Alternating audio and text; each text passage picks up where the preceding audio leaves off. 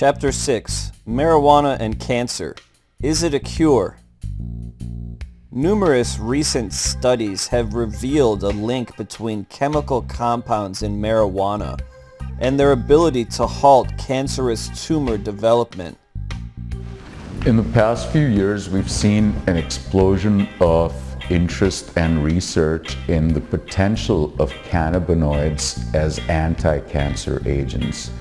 In the lab and in animal studies, we found that cannabis can kill breast cancer cells, gliomas, or brain tumors, as well as skin cancers.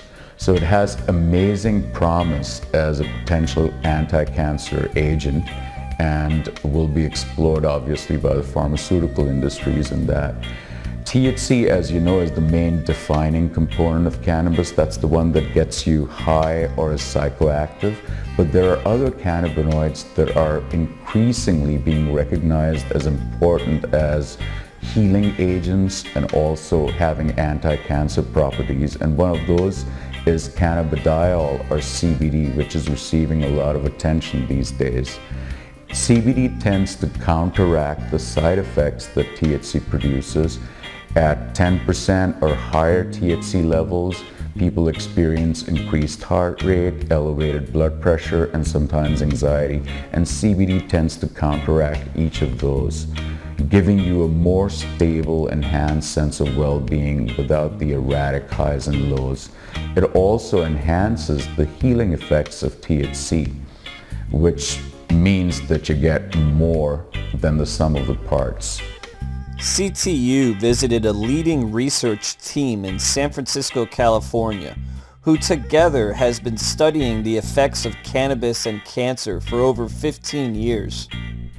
My name is Sean McAllister. I'm a scientist at California Pacific Medical Center Research Institute, and I am a molecular pharmacologist.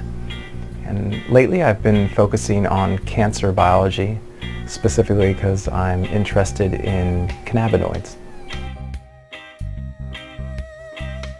Well, the most important finding for us to date is that we discovered that one of the second most abundant compounds in cannabis, called cannabidiol, actually has direct anti-tumor activity. What's exciting about that is cannabidiol, unlike THC, does not have psychoactive effects. And so actually it's good for patient populations because although many people are of course familiar with recreational use, a lot of patients want a treatment that doesn't actually cause unwanted side effects but is non-toxic and effective. So we feel like this is an important molecule. And as my collaborator Pierre will discuss later, it appears that this compound can target a specific gene that controls metastasis.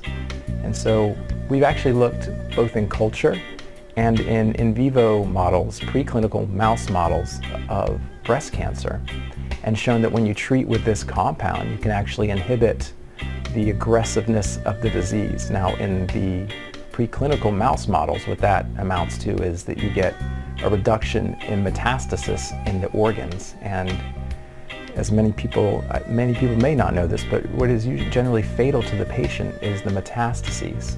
It's not actually the primary tumor.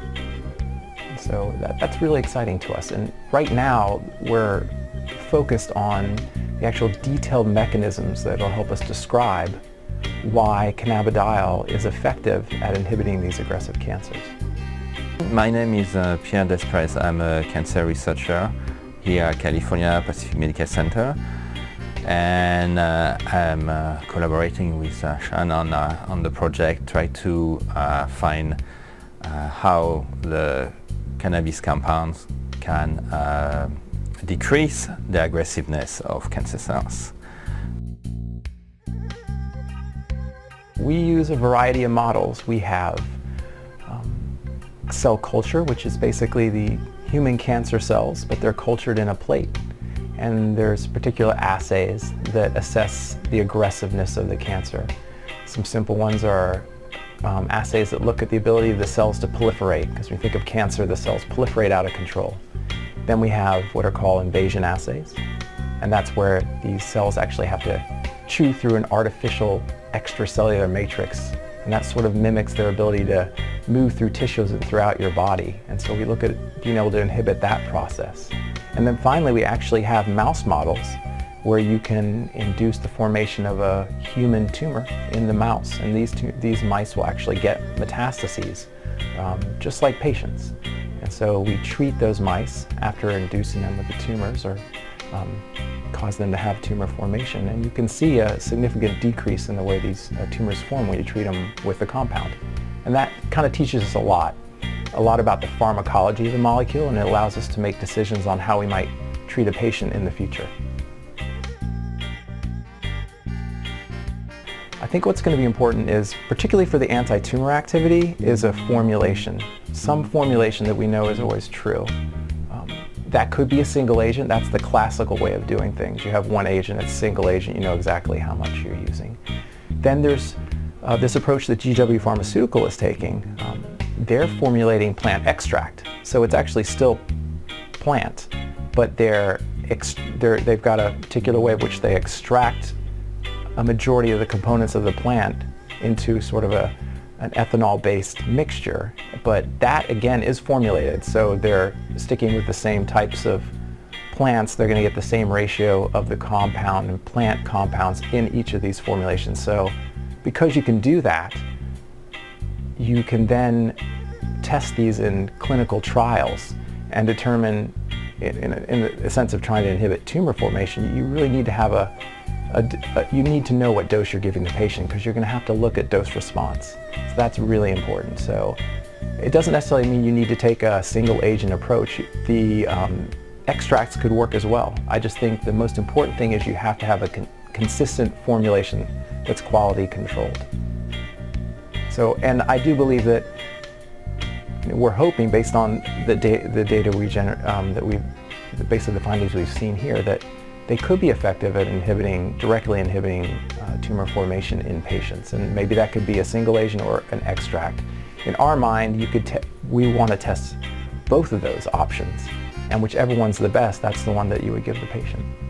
Right now, we need to finish our preclinical experiments before these compounds could be used in patients. So we really need to get funding to find out first the mechanisms, second that there is no toxicity in these compounds, and we need to screen more types of cancer. I mentioned 5 types of cancer, but we would like to know if it's a general phenomenon in any type of cancer. We could use these compounds to target these bad genes, but we need funding to keep going with our experiments before we can apply that to patients, and we can give our drugs and to clinicians. We need to find more about the compounds and the genes we are targeting and the types of cancer.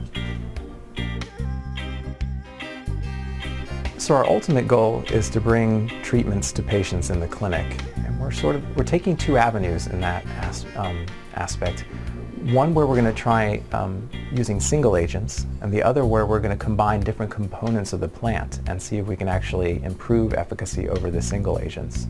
So we've actually have some data showing that different components of the plant beyond cannabinoids, such as terpenes, actually have their own anti-tumor activity. And one of our hypotheses is that you might even be able to improve efficacy by combining many components of the plant together and targeting tumors that way. So that's a hypothesis we really want to follow. That's sort of a new hypothesis, and we're trying to generate support through funding, and that's a little bit more difficult here, but it's something we'd love to do in parallel with trying the more standard single agents. Many Americans hope that the current policies on marijuana will not halt the continuing research to find a possible cure for the second most common cause of death in the country.